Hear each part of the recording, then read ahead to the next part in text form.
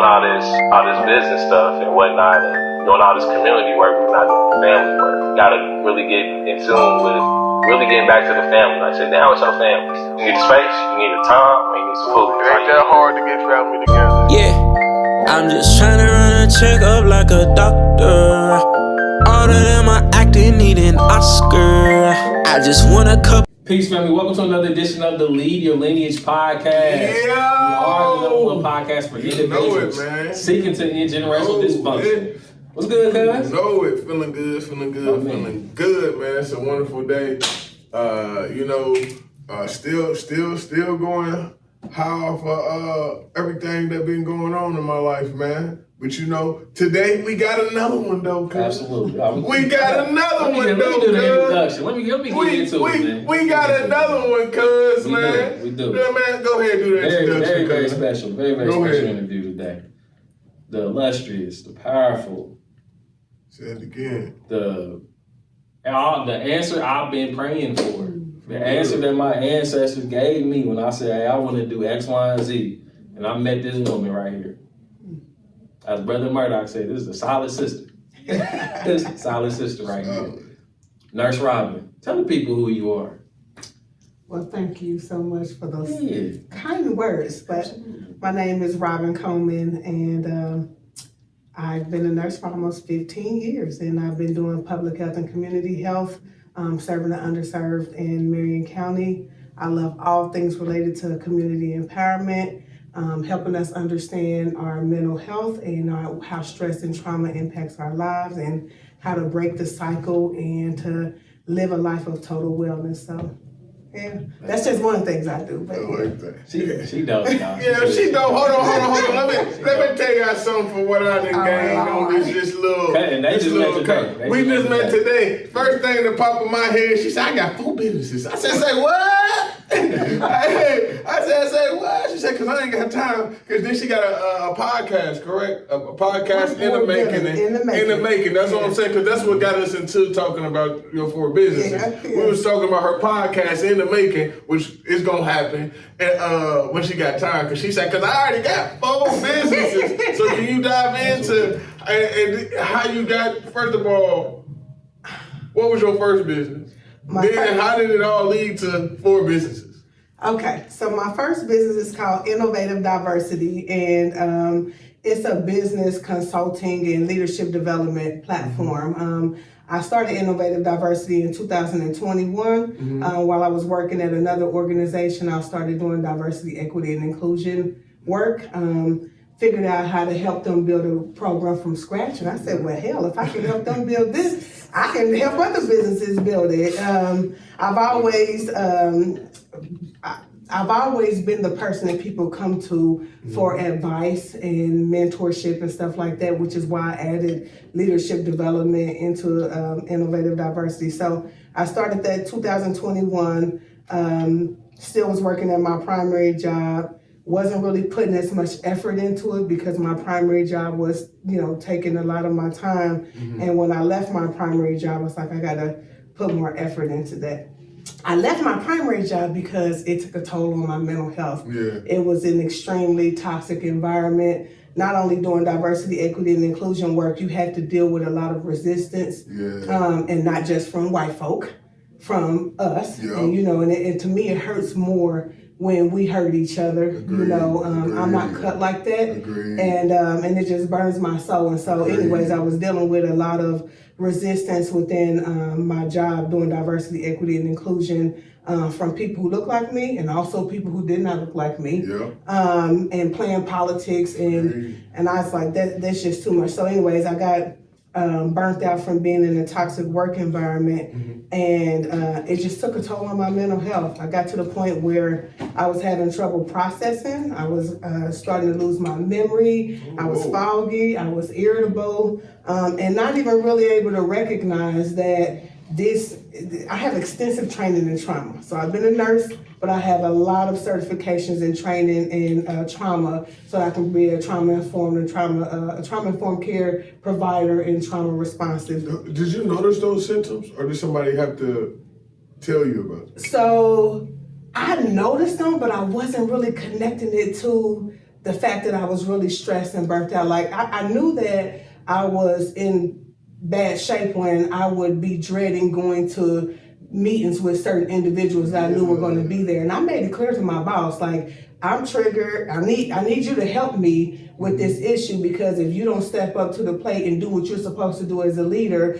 I'm having to defend myself, and that's causing more tension within my coworkers. And my leader was not a leader. Everybody ain't meant to lead. Some people can manage, but you're not a good leader or a leader if people ain't following you. But I digress. But anyways, what happened is I noticed my son was always in his hair, picking his hair, and his hair was coming out all the time. And I said, that's anxiety. And I'm like, why is he anxious? Like, we ain't got the worst life, we ain't got the best life, but we all right. Like, what's making him anxious? And then I started really taking an assessment of how irritable I was because of the job. And I was on his trail. I mean, I was on him all the time, just irritable all the time. So really noticing anxiety in my son made me take a step back and be like, whoa, how am I stressing my son now?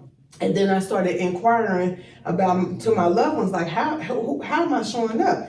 And my best friend told me, I'm becoming unhinged, is what she told me. Mm-hmm. I'm like, me?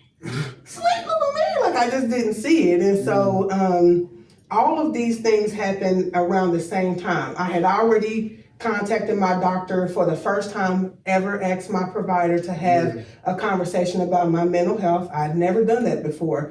Wow. At the same time that I was having this awareness about what was going on in my son, and at the same time just starting to like notice like all of these symptoms were showing up in my body. Like my blood pressure was at like 168, and it was very inconsistent. I started seeing a cardiologist and all that kind of stuff. They couldn't figure out why I was having all these health issues, and there was no kind of underlying diagnosis. And so all of this stuff started happening at the same time, and I happened to go see, my doctor's appointment was 3 months. They scheduled 3 months in advance because she just backed up like that. By the time I went to go see her, I'd already started losing my memory. And she told me, you gotta take off. You know, I've been my provider for 5 years. She knew that what I was displaying wasn't common for me. And so she's like, you gotta take off. And wow. Yeah. So that's what happened. I took off, and being off work without pay because I wasn't financially prepared. Yeah. Like a lot of us living paycheck to paycheck. I make decent money, but still living paycheck to paycheck, to be quite honest. I wasn't financially prepared to be off work. And fighting for short-term disability with the job was actually extremely stressful because they did not want to give me my disability. And so I was off work with no pay, praying that God blessed me with enough to be able to sustain my household. And it was a battle. Like I was working to heal myself by removing myself from this toxic work environment, but coming and battling for the money that's owed to me, that I paid for. When you get short-term disability, you pay into that.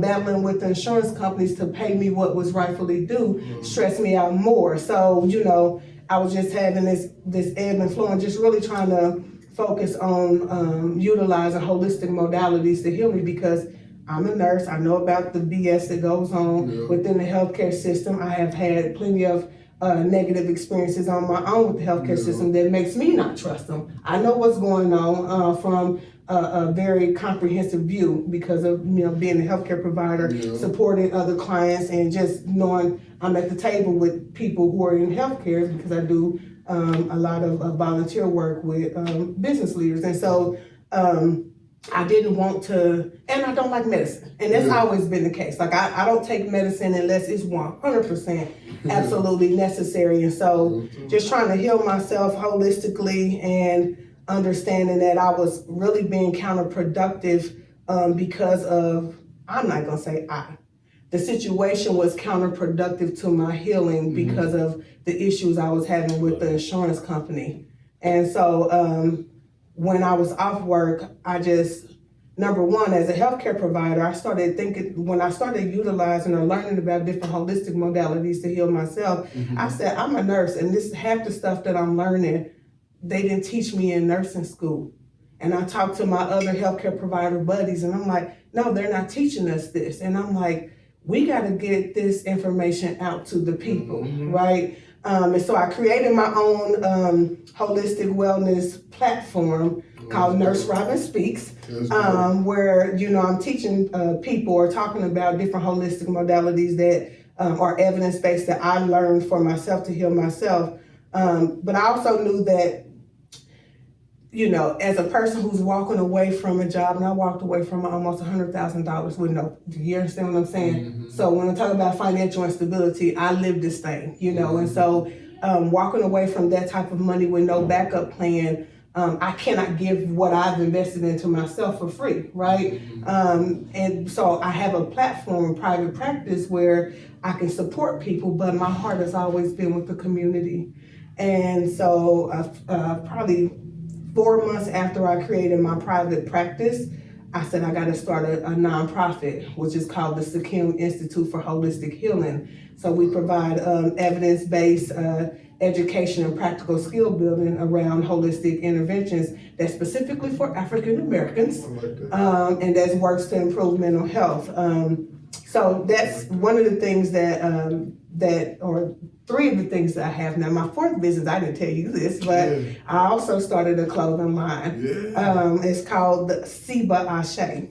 And it was birthed out of my passion and newfound interest in learning about Kemet. So I don't know if you're familiar with Kemet. I have one for us. That's how my clothing line started. Oh, no. Yeah, I'm glad y'all didn't talk about this before. I was just waiting to see what he had to say. I'm kind of like that. No, I'm definitely not a gatekeeper, man.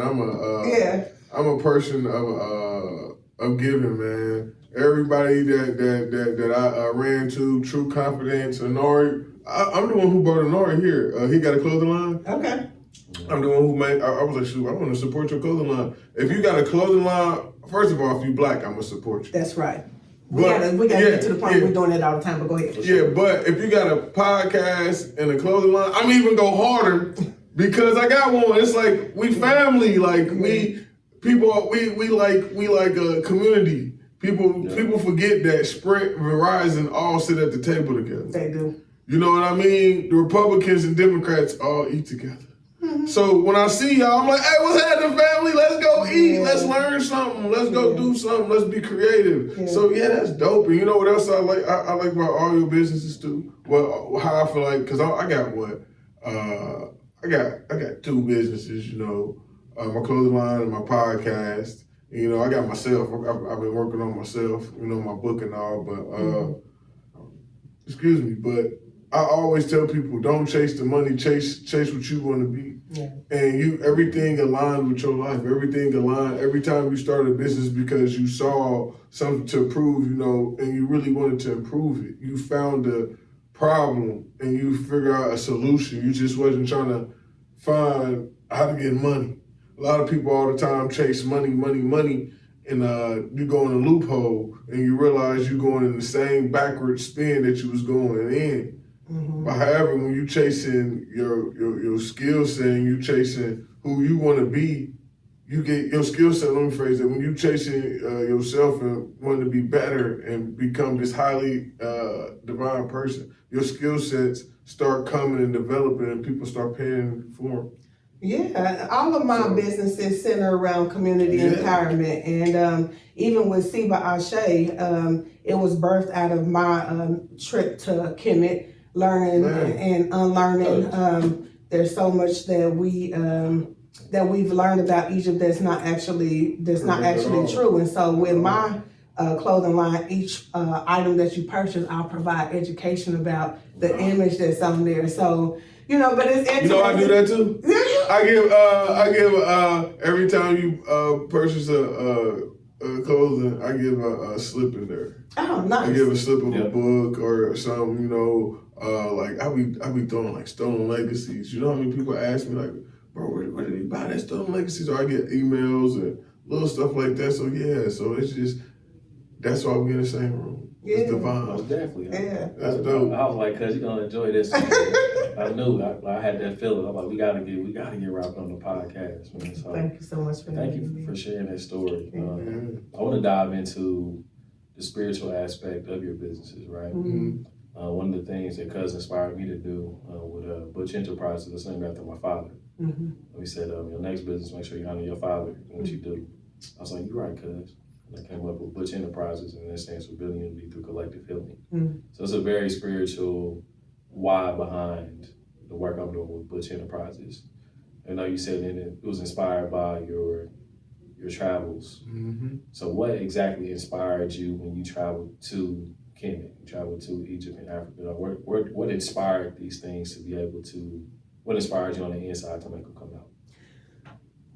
So not how I got to Kemet. You're not asking me how I got to Kemet. You're asking me like when both. I came from Kemet. Oh, okay. Let's do both. Well, I mean, if you're talking spiritual, this will be my first time publicly sharing my spiritual perspective, which has changed drastically. I grew up in the church, been real heavy in the church. I almost thought I was meant to preach for a while. Oh my man! I was about to become a minister. I was about to become a minister, and then I started reading, and I started just like you. I bumped into the. Hey, Dwight. The tapping in with us, good. Right now. I bumped into what was really going on, what was really happening into the world, and I was like, oh, okay, and that's what brought me to Kemet. But go ahead, finish your story. I want to hear that. It's a real interesting story. So my sister and my brother lived in two different states 13 years ago. Both of them found themselves on this journey for African spirituality. Like within our community, we are so disconnected. Like if you think about every other ethnic group, they have some type of tie to their lineage. Whereas we as African Americans who are a part of the enslavement, we don't really know who we are and where we come from, right? Or where, have a limited knowledge. And so they were on their journey, happened to sign up to go on the same tour of this, which is called Know Thyself Tour, with a gentleman named Ashra Kwesi. He has the Kemet Know Thyself Tour. They happened to sign up for the same tour, living in two different states, didn't even talk about it, met up and went on this spiritual journey together, learning about Kemet. So 13 years ago, I was heavy in the church, and they used to come and just share knowledge. Like my sister, she kind of walked away from church when we were younger because it was so much church hurt, and she just couldn't understand like this. There's no God in what we're experiencing. It was really bad. My brother just is an avid learner, and he loves like Black history, and that he just wanted to he heard about the African origins of Christianity, and so he's just going on. He's just to learn, right? And to get connected to his roots. So 13 years ago, they came and was telling me this stuff, and I'm like, I ain't interested in that. I'm good where I am with my spirituality and everything like that. Now, my son, who at this time, my son is turned 17 next month, so mind you, he's a young man at this time. As I'm raising him in the church, he went to a Christian school and everything like that, he began to ask me questions that, I could answer from a faith-based perspective because we say what generally we're taught to say as people growing up in the church. And I distinctly remember feeling the divine knowledge that I shouldn't push this on him. I didn't know why. And all I knew I knew that I had my own journey, and that my son was going to have his own journey. And if he wasn't feeling this, why am I forcing this on him? So even at a young age, he would come and ask me questions, be like, this don't make no sense, like this don't way that this is possible, and like, why are we learning? Like, I don't believe in this. And so my son at a young age. And so, I just allowed him to be where he was on his journey. And so conversations with my son, conversations with my family. I got reconnected to my father, who I did not grow up with, who actually used to be a preacher in the church. And when I first got connected to him, he asked me who I was. And I'm like, I'm Robin Coleman. He's like, no, but who are you? And I'm like, what do you mean? Like, he was asking me questions about my divine nature that I couldn't fathom what he was saying, because we've been trained to think about who we are from a certain perspective. And I remember he was asking me questions, and I was really uncomfortable. Like, I don't know what they talking about. I'm rocking with Christianity. Like, this is where I am. I'm good over here, and because God has been good to me, and I just didn't want to shake that foundation or whatever. And I distinctly remember riding out of town with my dad, and he told me that I was going to change my mind. And I remember I said, nah, I ain't, but I knew in my spirit, like for whatever reason, I knew it was going to be open, and it just felt really eerie to me because I'm a very intuitive person, and I know when God is speaking. And then so, anyways, having my relationship with my father, him sharing his spiritual insight, how he's grown spiritually and walked away from the church for whatever reason, talking with my son about his perspective, talking with my sister and my brother about like their growth journeys, and then like having my own experiences like where really like biblically there's just a lot of contradictions, and like, you know, when you praying and you ask for stuff, like the Bible tells you you're supposed to ask and you shall receive, and I'm like, but this ain't happening. I'm living my life chasing before the Lord. Like all these different things were happening at the same time that made me feel like this really wasn't where I was supposed to be doing it. And I said, God, I think I'm supposed to be in Egypt, but I ain't have no money. And I said, but it's my time to go. And I got a blessing from the United Way to give me $10,000 to take me and my son to Egypt. Wow. And we went to Kemet for free. On United Way, because I was a DEI consultant, and they asked you, you know, if you needed some rest and reprieve, what would you do with this? And I told them that I wanted to learn more about the African origins of Christianity and expose my son to something cultural so we can kind of figure this thing out. Yeah, so when I went over there, of course, there's so much. If you've never been to Kemet and you Black, y'all need to stop going on vacations to go see St. Peter's Basilica and all this other stuff. Y'all need to stop going to France, go back to the motherland because that's part of our training to honor European things before we honor where we come from. So that's my note to you today. But anyways, yeah, so went to Kemet and was just like learned the African origins of Christianity, and I was like, wow. And then I'm thinking about like been here way before the story. Right, but even just thinking about what Black people think about Egypt because of what the Bible said, that's so not true. Like there's so much that makes so much sense to me now that is so much not true. And so I'm just like, I just want to expose our community to the culture and give them real knowledge, because we have real knowledge. Yeah, we have to. Yeah, they don't know. They don't. But it ain't our fault that's where we at. So I said, Black folk love clothes. Because we want to, we're the biggest consumers, and I said this is the best way to educate them. Give them something beautiful that they'll love, and then provide education, and just see where it goes from there. Yeah, and I agree. That's how I came up with mine. Man, it's just what we do and don't know.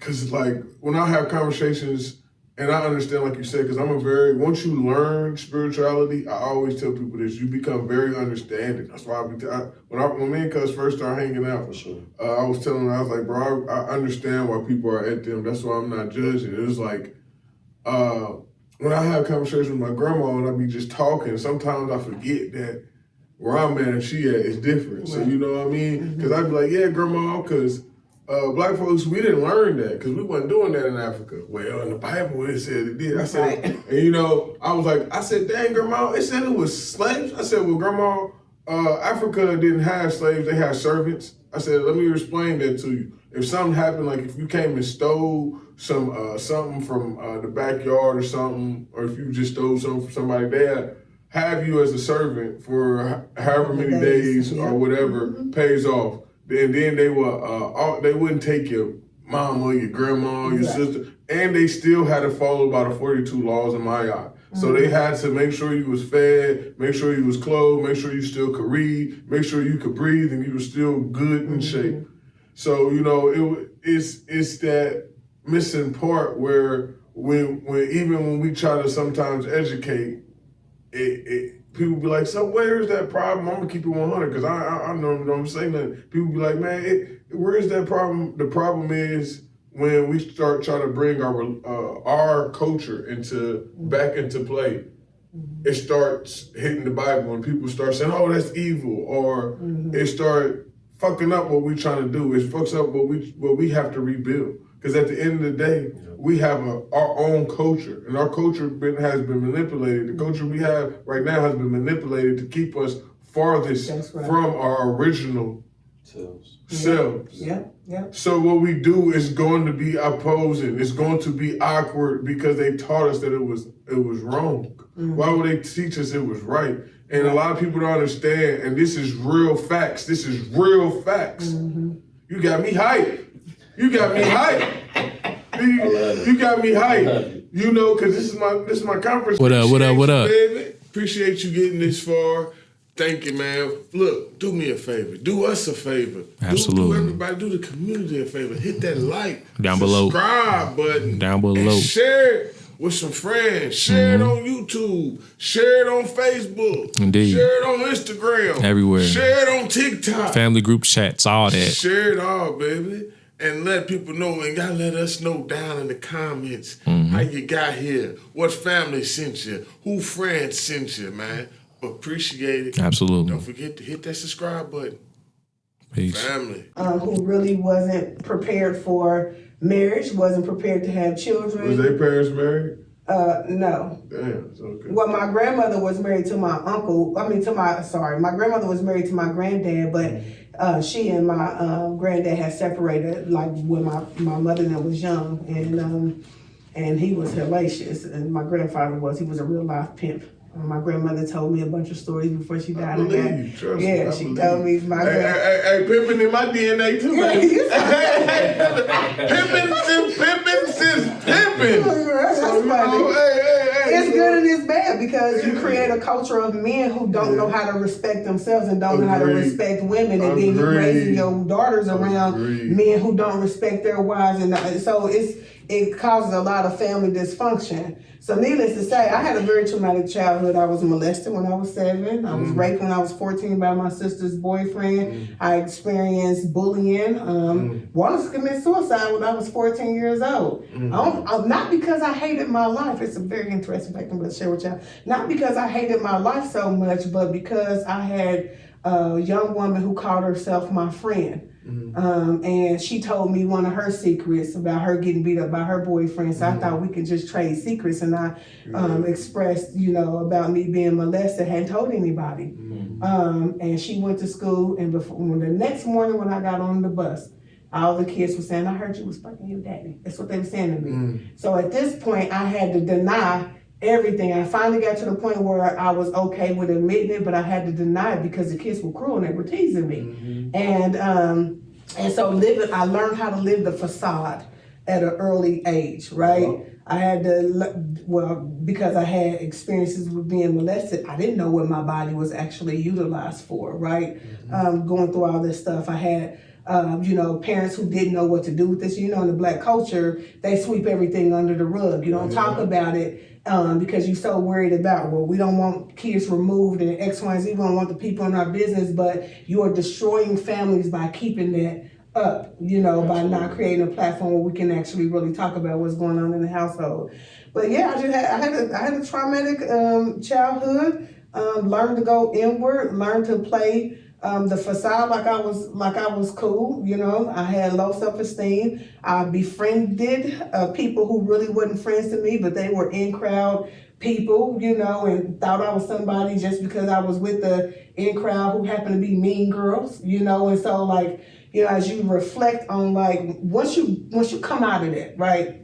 You understand who you are. You understand what relationships should look like. You understand what healthy boundaries are and how you're going to implement those. You value your life different. You can look back and see how everything was just, those people were not really, they were never there for you. They were never real friends in the first place. So I had a lot of trauma. Yeah. Now I'm gonna touch on this. My wife also, she been touched on she can't remember from all the way till she was 15, and she had a baby, an incest baby with her father, through molestation and all of that.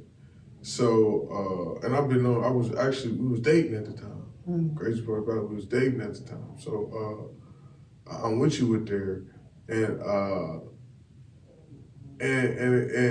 it's hard. I know it's hard for people to talk about it, and it's uncomfortable. But a lot of this is happening to our women, and it's made me be more aware of it, especially since it happened to my wife. Yeah. Especially when we had our baby. It made me be like, hey, and I'm asking you this too. I'm asking you this question too. Okay. How can we stop that 3 and 4, us as a whole Black community? Because it's happened to Black women more than anybody, more than anybody else. 3 out of 4 Black women get sexually molested or raped throughout their lifespan. So I asked my wife, and I'm asking you, how can we, as a community, prevent this?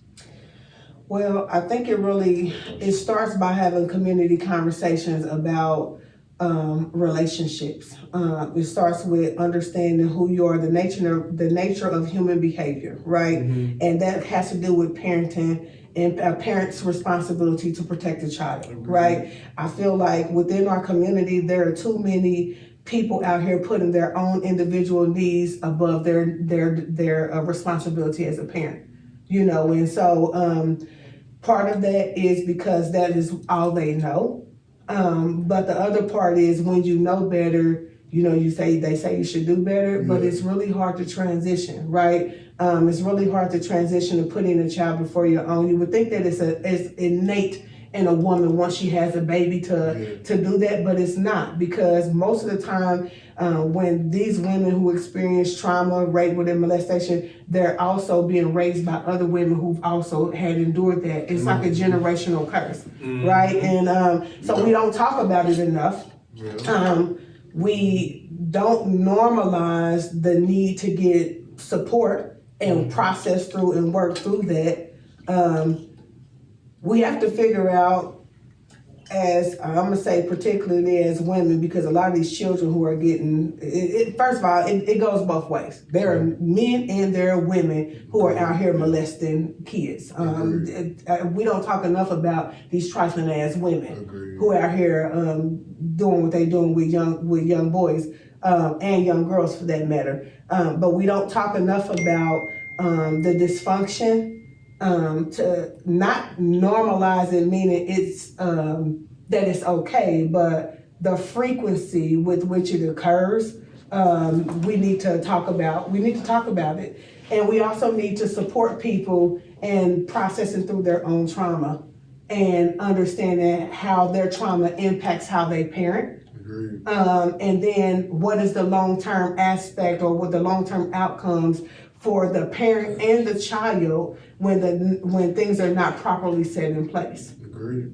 Agreed. And that's 100% agree, because I feel like a lot of that can be preventable if we are more open with our kids and we talking to our kids. Because my daughter's 5. She, like you said, my wife has talked to her about her trauma. She explained. She has met our family member. Her name is Maya. She's met Maya. So she knows. You know what I mean? She's like, hey, that's my big sister, such and such. So she knows what's going on. She knows exactly how she came about. And I feel like you said at the beginning, I don't even know if we was talking about this situation, but at the beginning of when we was talking about this podcast, when you said a lot of things get swept underneath the rug. My fault, y'all. We talk about it every single day. A lot of stuff gets swept underneath the rug, and that's one of them, I feel like. And another thing from analyze as a man perspective, what I have saw, I feel like is my opinion. This is very opinionated. I feel like women don't stick up enough for women when it's time. They don't. When they say, hey, this happened to me, a lot of times, oh, you shouldn't have been there. Oh, you shouldn't have been wearing those little shorts. Oh, look at you think you grown. And this is from hearing my wife's stories. This is from hearing, like I said, every 3 out of 4 women are getting, so it's a lot of women I know and I'm asking. So this is from my perspective. I feel like if women got together more and was like, hey, it's us as a community too, but women got to stand up for women too.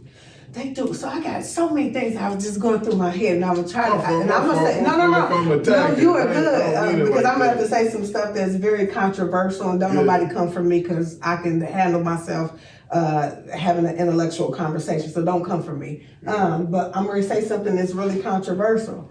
So number one, I 100% agree with you that we need to do a better job with supporting each other. And I'm saying that because when I shared with a person who I highly admire, who had been a strong mentor to me, and I shared with her that I was experiencing intimate partner violence with my kid's father, my son I wasn't pregnant. He was like 7 months old. And I told her that I was done. And she said, "You sure you want to leave him? Because raising a child is really hard." And at that moment, like by yourself. Wow. And at that moment, I lost all respect for her. I love her, but I lost a great deal of respect for her. And I realized two things.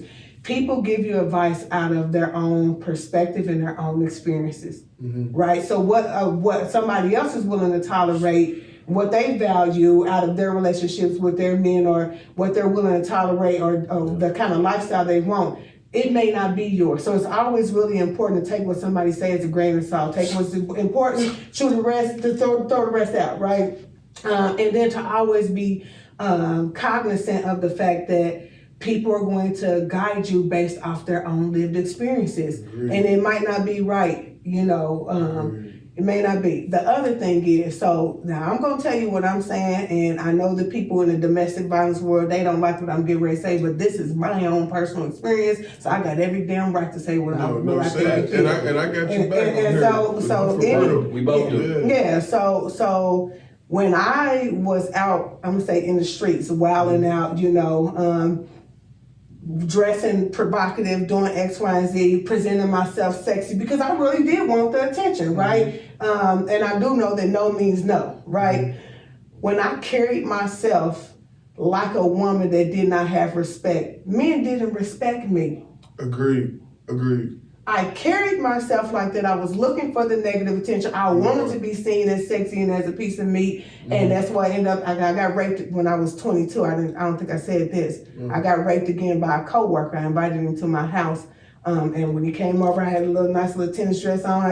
I wasn't even thinking about it, but I was super sexy, whatever. So, anyways, after I got raped the second time, when I was 22, I changed drastically how I carried myself. Yeah.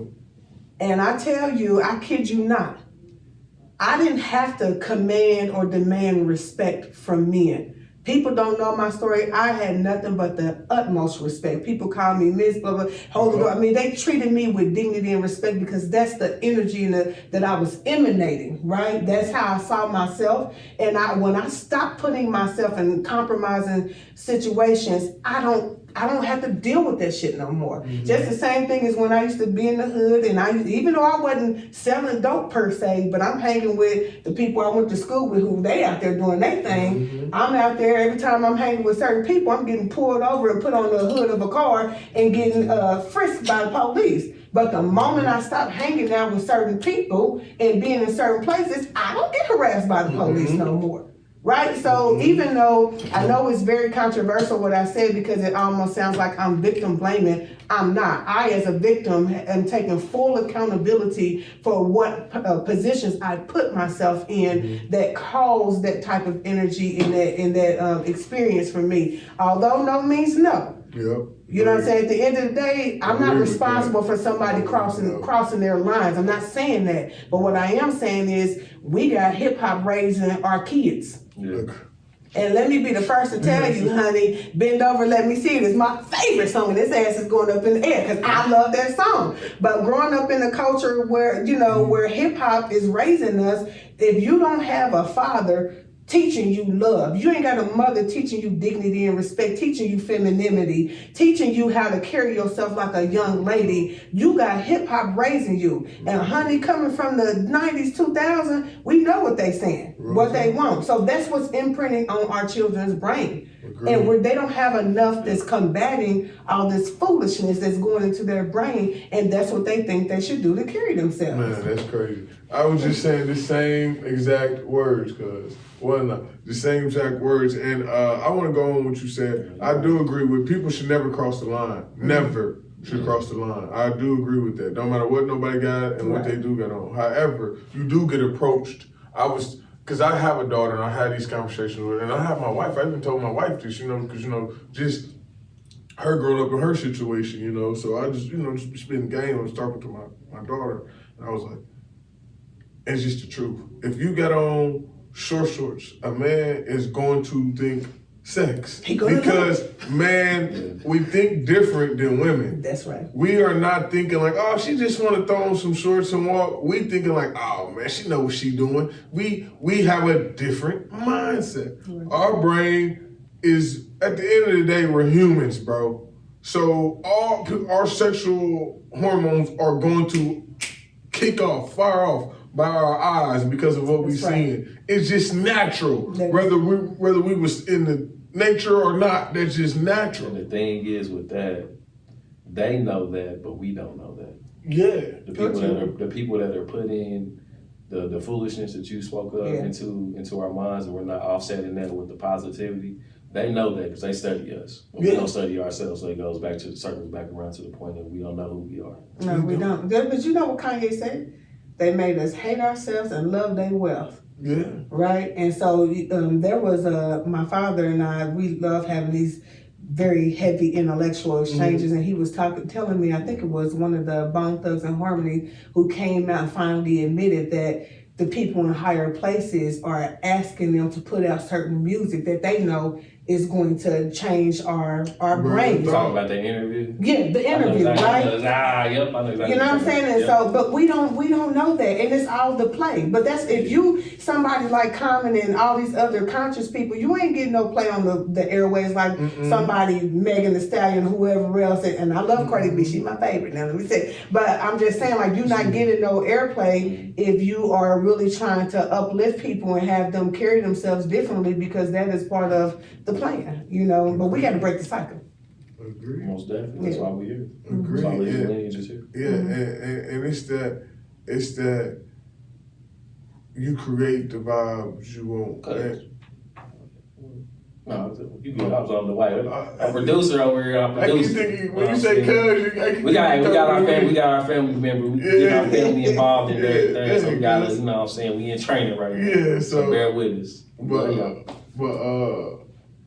Man, I forgot what I was gonna say. But anyway, let me ask this question then. Okay, through all that, and with your family, and you was going through that. What you think the biggest dysfunction throughout your whole family is? What you think throughout the whole family? What you think our biggest dysfunction is? I'm gonna ask you something else first. Oh man, that's so hard. Me and my family, we're in such a beautiful place now with our healing journey, and so I would say that's a good thing. I'm glad y'all healing. Yeah, we healing. That's good. All y'all last name Coleman? Well, my dad and my older brother. I used to go to school with a girl named Coleman. Oh, she probably ain't okay. Our Colemans are in Mississippi. Oh, okay. Yeah. What part of Mississippi? Bahia, Meridian, Mississippi. I'm sorry, they in Meridian, Mississippi, and Cochran, Mississippi. My grandmother's people. Y'all from the country, huh? Yeah, my people country. Oh, yeah, you country, man. I got people in Mississippi right now. Okay, yeah. But if I could choose the biggest dysfunction, I think that this is, dang, it's so hard.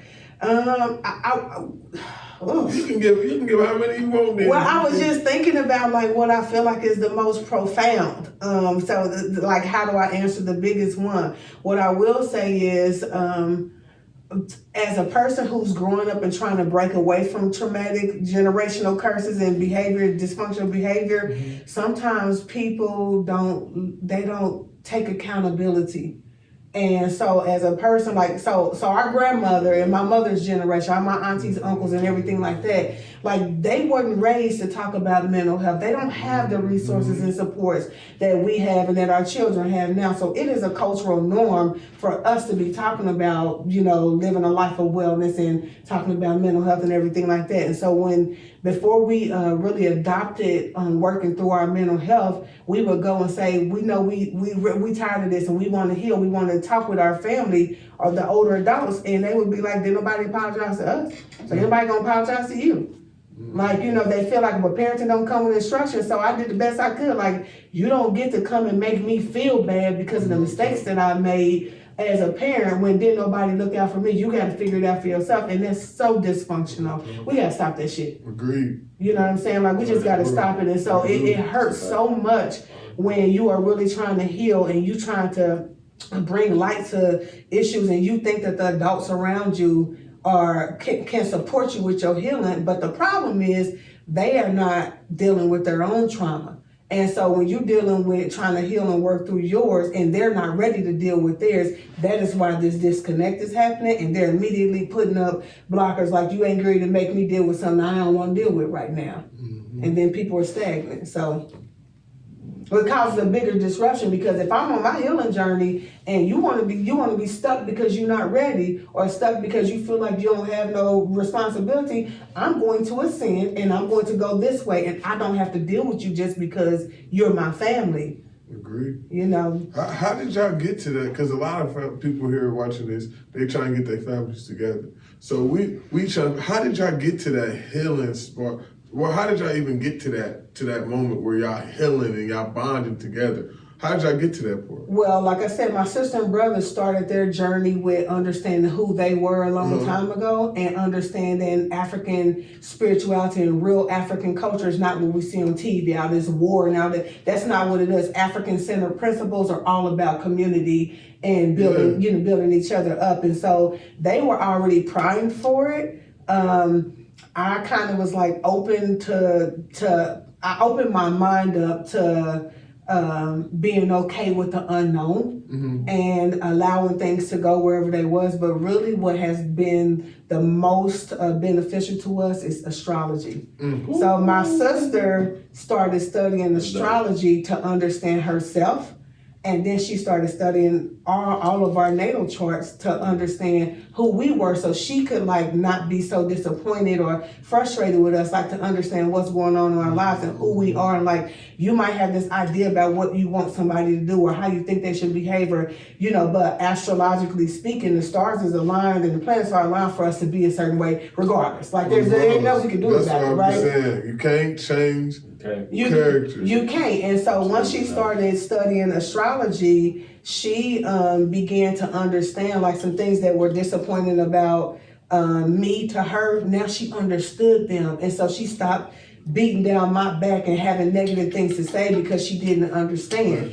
And she just started teaching us about our own astrological charts and how to relate to each other, understand each other, and how to relate to each other. And even now with my 16-year-old, who has a very unique and distinct and challenging chart. What is he? Huh? What is he? He's a Virgo. Oh, okay. Yeah, but You're a Virgo. He's a Virgo. You see, my sister studied Vedic, and she's very comprehensive. What is she? She's a Libra. Okay. But she got big Leo. She said, I got big Leo energy. So she said all the time.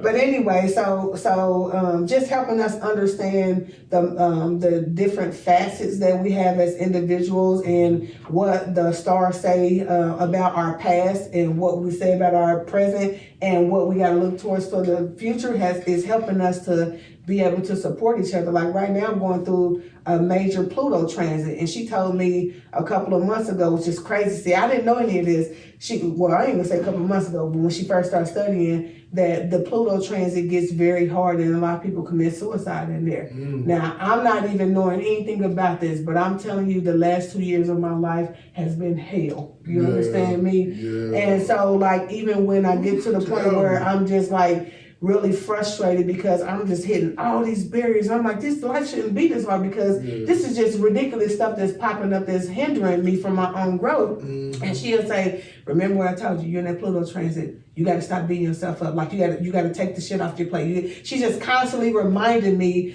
of what the Pluto transit is about, and how astrologically speaking, this is just the time that you're supposed to be going through it. This is when it's expected to end. This is what's going to happen to you. This is the growth journey, because everything astrologically speaking is about growth. Like you got to get something out of it. So she'll tell me like, you are expected to grow in these kind of areas because of this transit. And so every time we talk, and she'll just point out, and I kid you not, everything that she said about astrology, this ain't just her. She's pointing us to apps and different resources, and they are 100% 100% accurate about what's happening in the past, what's happening in the future, and what's happening in our present. And I don't foresee that it would be anything different about the future. Was y'all always tight, or did this bond start growing? We were tight when we were kids, but when how far apart y'all?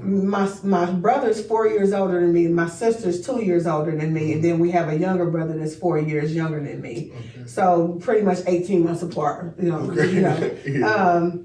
We were tight. We were tighter when we were younger, but my sister had the insight to know that those female friends that we were hanging out with and calling the mean girls, that they wasn't really. They don't really care for us like that in that capacity. And so she transitioned away, and it hurt her that I could see the way that they were treating her, and I chose to stay friends with them.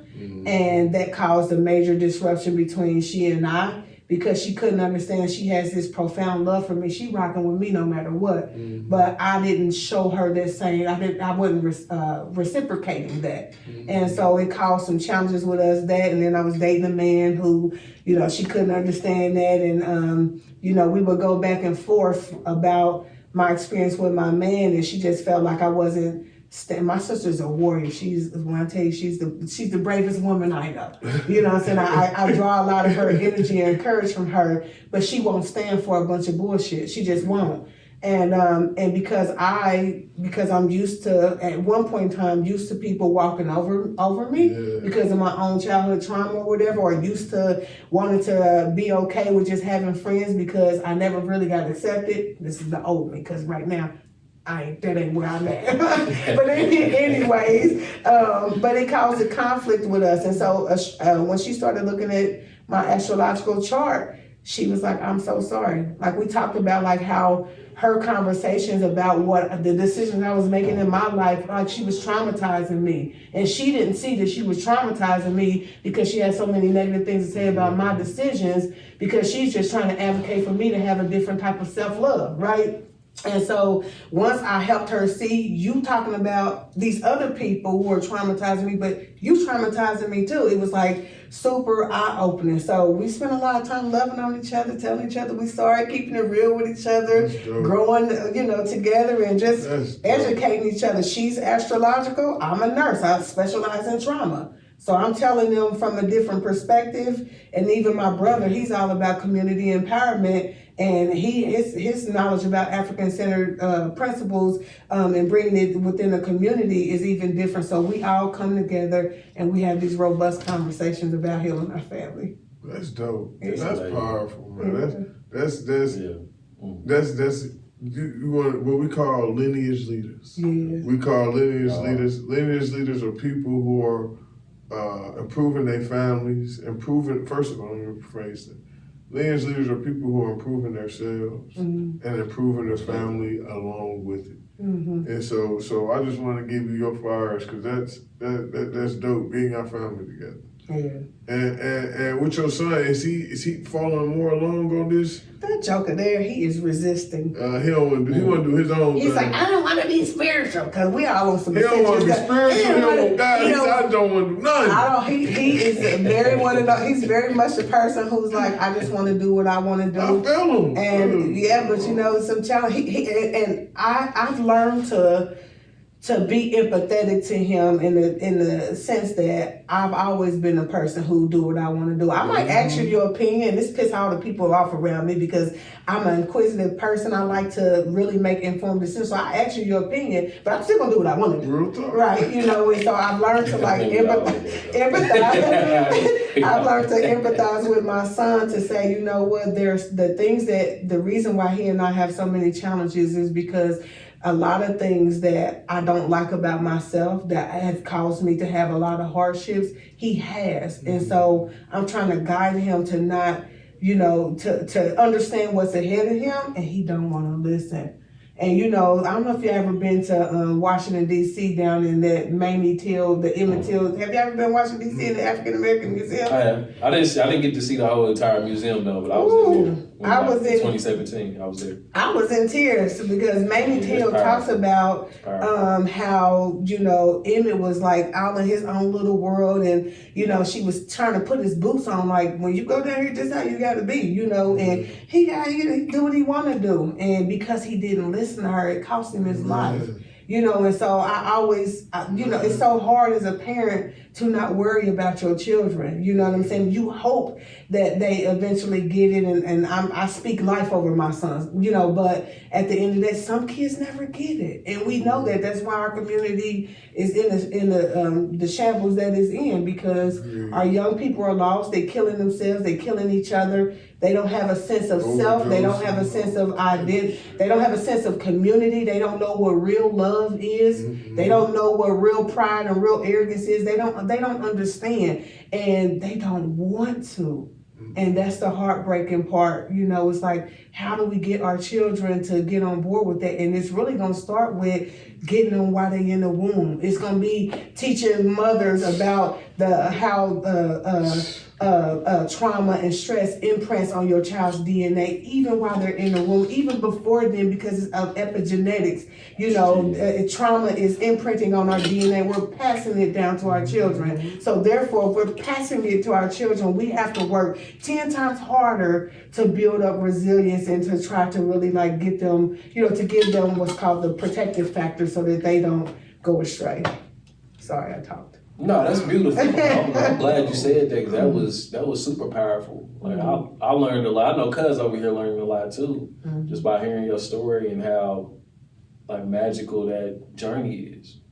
Just to go back and be able to reflect on where you were to where you are now, and all the barriers that you had to break down and all the bumps you had to take the bruises and keep riding with it. Like, you know, that's dope. I call it beautiful pain. That's beautiful. Ooh, beautiful pain. That's a book. Yeah. That's a book. I'm definitely writing my book. It ain't called Beautiful Pain, but you know, I'm definitely writing my book. But it's beautiful pain. It took me a long time to appreciate all the trauma that I had, but having that trauma is giving me the platform to heal others. Like, I thank God for the ability to talk about my stuff without breaking down or experiencing, you know, trauma all over again. I don't talk about it. I don't feel it in my body. I'm happy to share my story because I know that I'm liberating somebody else in the process. Most definitely. Well, I gotta ask you this. I have 2 questions. Can you explain what's on your right wrist? And please explain that. It's a beautiful piece right there. Oh, this is some jewelry that I got from, there's a store in Charlotte, North Carolina that's called the Comedic Science Institute, and they have jewelry that's centered on Kemet, which is the original name of Egypt. So this is an Ankh, which represents life. It looks like a cross with a U shape on the top. And really, I don't know if you know this, but the reason why they say that the Ankh represents life is because this is supposed to be the uterus, and these are the fallopian tubes, and that's the penis going up to meet, which creates life. So I got this one from the Comedic Science Institute, but I got these other pieces straight from Kemet when I went. So got my natural stone, and then I have a gold ring that has an Ankh on it. It has the Kepler beetle. That's my daughter's name. Kepler. Yep. You know what I mean? Yep. Okay. You know what I mean? That's why I named it Kepler. Yeah, transformation. And so New Beginnings Transformation. It also has the feather of Ma'at, because I love all things Ma'at. That's her middle name. Huh? That's her middle name. Ma'at? Oh, you there. Yeah, that's dope. That's dope. And then it also has the lotus flower, which means love. And then it has the eye of Haru, which is my wisdom. That's how I feel about it. Tapping into, I love that. And then the second question I have for you, when you look at better question, what is your day-to-day spiritual practice now that you have this new knowledge of self coming from an African spirituality perspective? Well, number one, I'm always in the mindset that I know nothing. Because the more that you learn, the more you'll realize that you have so much to unlearn, and that knowledge is infinite, and you have to be open-minded, and to not present yourself haughty. You know what I'm saying? And so operating with a spirit of humility is extremely important. I am trying to operate with a spirit of gratitude, and I feel like it's really hard to keep that mindset of gratitude because life just be lifing. And and you get one issue right after another. Like, it's so easy to go down a rabbit hole and to stay in the dumps. And so since I've learned that gratitude has a vibrational frequency of 540 hertz, I try to keep that in mind. What's higher than that? Peace. Peace has a vibrational frequency of 600. Right, and so shame has a vibrational frequency of 20. Guilt has a vibrational frequency of 30.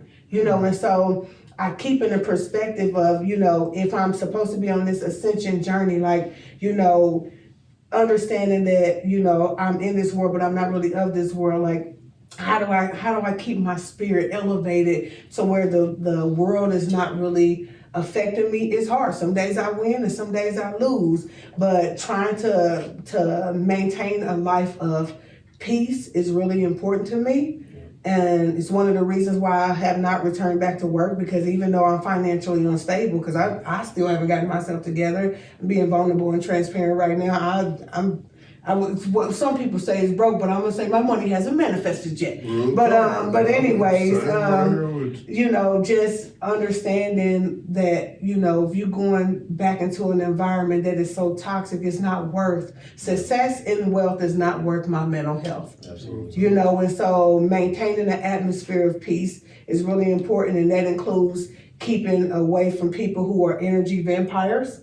Right, who might not have a mindset to try to destroy who I am. Right, we got people out there who are just downright haters because they see who I am, jealous of the confidence that I carry, jealous of the opportunities that I have, jealous of the intellect, and that God is continuing to elevate me when they thought that I didn't deserve to go anywhere. Right, I keep them people at bay, but I also make sure I'm cognizant of other energy vampires, and I don't give away my prized possessions for nothing.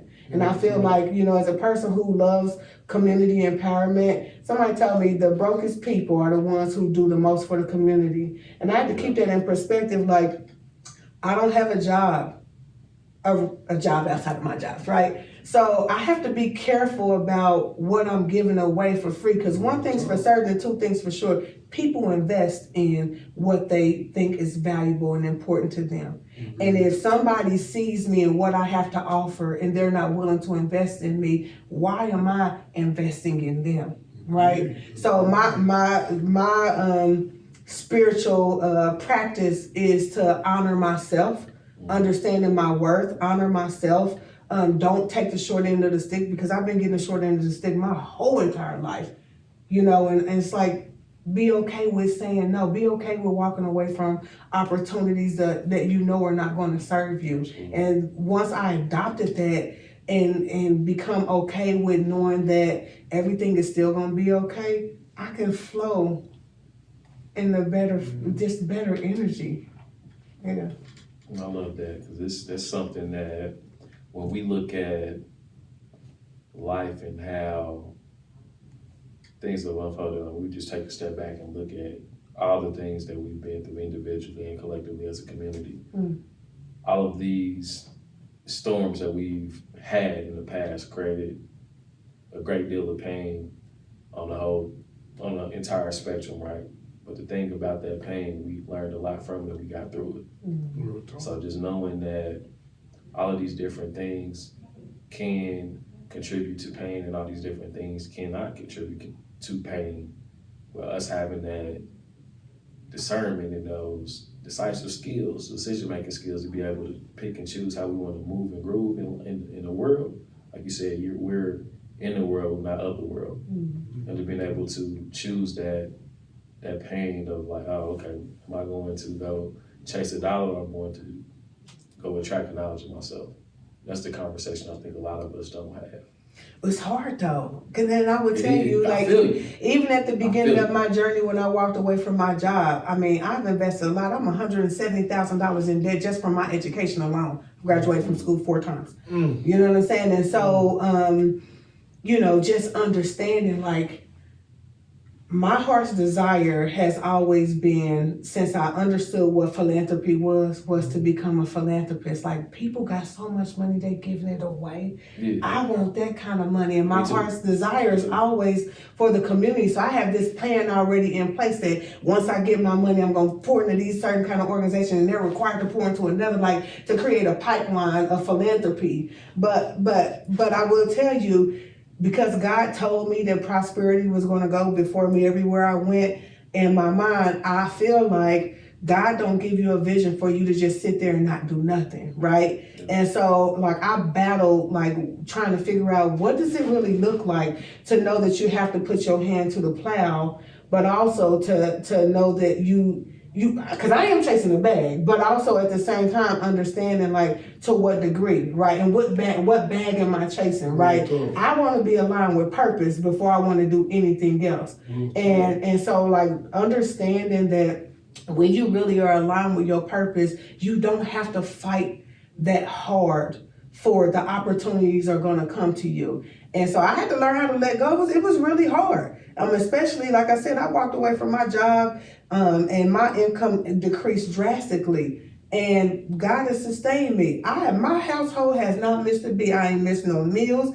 I ain't missed no activities. I ain't missed any of my bills or anything like that. And God is literally sustaining me because I am making space for what God told me to do, which is to allow healing for my family. Like, and I be thinking, like, dang, I'm supposed to go apply for this grant for right now. I'm supposed to go do this, and I'm supposed to do this task for this business. And I'm like, I'm behind schedule. And then God would tell me, it's okay, because I got you. And literally, I have been sustained. I've been off work since November of 22 with very inconsistent income. I lived off my retirement, which is pretty much gone right now. And God is literally sustaining me every day. And everybody ain't cut to do that. But I trust God. I know what God told me. And the fact that I'm continuing to be sustained on a day-to-day basis. And I mean, I ain't missed a beat. Then I have to be okay with knowing that chasing that bag is not what I'm supposed to be doing. I'm supposed to be cultivating my spiritual growth. I'm supposed to be supporting my family, and I'm supposed to be really prepping myself for a life of wellness. As a wellness practitioner, I gotta live it, and I can bring people along with me, and that's what I do. Great, and I believe everybody's blueprint is different. However, family isn't everybody's. It's in some part of your blueprint. Family is in there. Yeah. No, we wouldn't be here without it. Literally, we would not be here. We'd be here without it. That's the man. We got to do a part two. I'm ready when you are. We got to do a part two.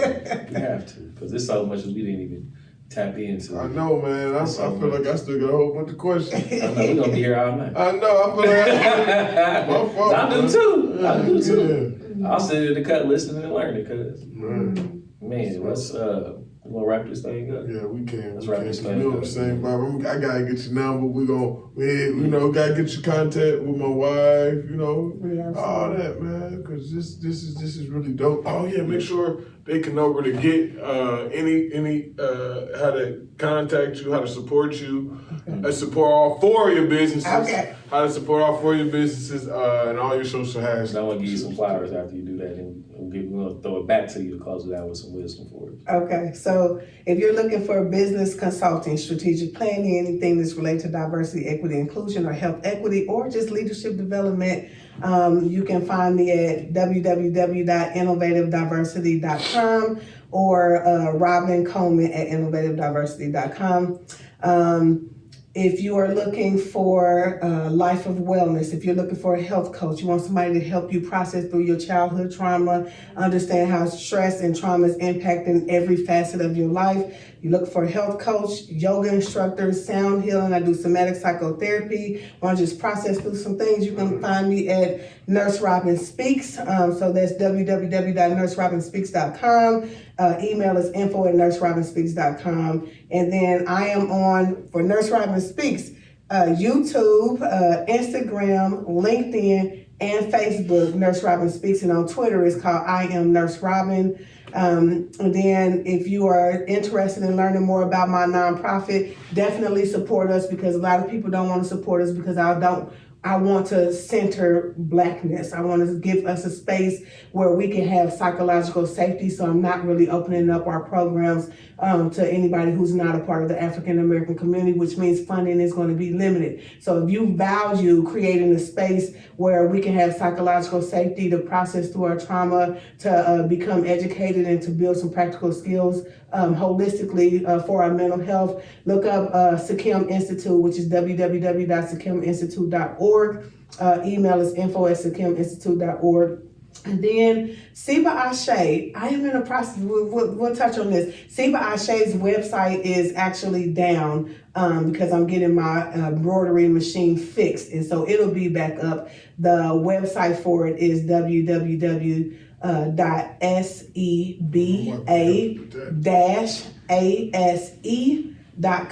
SibaAshe.com will be the website, and once my embroidery machine will get up and going with that. But I think that's it. That's it. My number, if you want to call me, text me, want to get on there, 463-271-1736. Again, that's 463-271-1736, and that is my business line for all 4 businesses. Go ahead. I love that. Well, we definitely gotta get a part 2 because you done said a couple things. I want to come and ask. You know what I mean? Part 2 coming soon. What you doing tomorrow? What you doing tomorrow?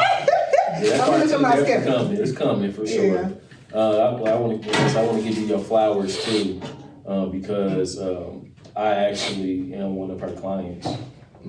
She is helping me with some things that are going to transform the lives of these young people in schools. When she's been giving me a lot of grace, because I've been going through some storms myself, stressing over some stuff that's so small on the grand scheme of things. I had to get out of my own way. And when I did, I was transparent and communicated like, look, hey, I'm not here yet. I haven't put energy to this. I had X, Y, and Z going on. And she gave me grace, y'all. And I want to give you your flowers for this. I needed that. And I appreciate you for that. She made sure I was psychologically safe. And I appreciate that, Robin. Thank you. So if y'all need something Afrocentric, something melanated to help you move and groove in this world, in this wicked world, please contact Robin. I'm definitely one of her clients, and I'm Robin approved all day, every day, 365 for sure. So I want to give you your flowers on that. Yeah, no doubt. Yeah. And then as we conclude this episode, please leave us with some words of wisdom. So I'm thinking about leading our lineage. I think it's extremely important for us as a community to really be open-minded in the growth journey. That starts with understanding what cognitive dissonance is and checking yourself on a day-to-day basis, moment to moment, to see, am I operating in cognitive dissonance, which means I'm not going to accept this truth because it's too hurtful or too painful for me. And if we don't check our cognitive dissonance, we will not be able to move forward. It doesn't allow us to self-reflect, which hinders our ability to become self-aware. And when we lack self-reflection and self-awareness, we're not going to be able to understand our own internal triggers and how we're triggering other people, which is then going to impact our relationships with other people. So if we're going to build this community, a new mindset within our community and really be on some community empowerment stuff, we got to start with ourselves. And heal yourself, and then you can go heal your community. Oh, Absolutely. Man, that sounds like our slogan at the end. Lead yourself so you can lead your lineage. There you go. I love you, Robin. Thank you for coming on. We definitely gonna get you in for a part 2. We can go all day. Yeah, all day. I know. I'm hungry. I know, cuz. Are you hungry? Yeah, I gotta go. As soon as we get there, I gotta go pick up some stuff. I forgot. Absolutely. Get us with the all 3, cuz. Get us with the all 3 angles. The all 3 camera. Hit camera 2 for me. All right. We got the white behind the camera and training. If you know how to press buttons, because it's simple. Indianapolis area, I need you, because my cousin, what they say, don't work with family. My cousin fired on his day off. I'm going to wait till tomorrow to fire him. No, we appreciate it, cuz. Yeah, we appreciate Cuz. We gonna get No, Cuz, that's my cousin, so he know I talk Shout out to crazy. the white behind the camera. Hey, shout out to Cuz, little Cuz. But yeah, man, family, we appreciate y'all for tuning in to another episode of the Lead Your Lineage podcast. And as we always love to say, lead yourself so you can lead your lineage. You know it. Stay melanated, baby. Catch us next week. What's easy? Peace. Tipping ain't easy. I see you on the rig.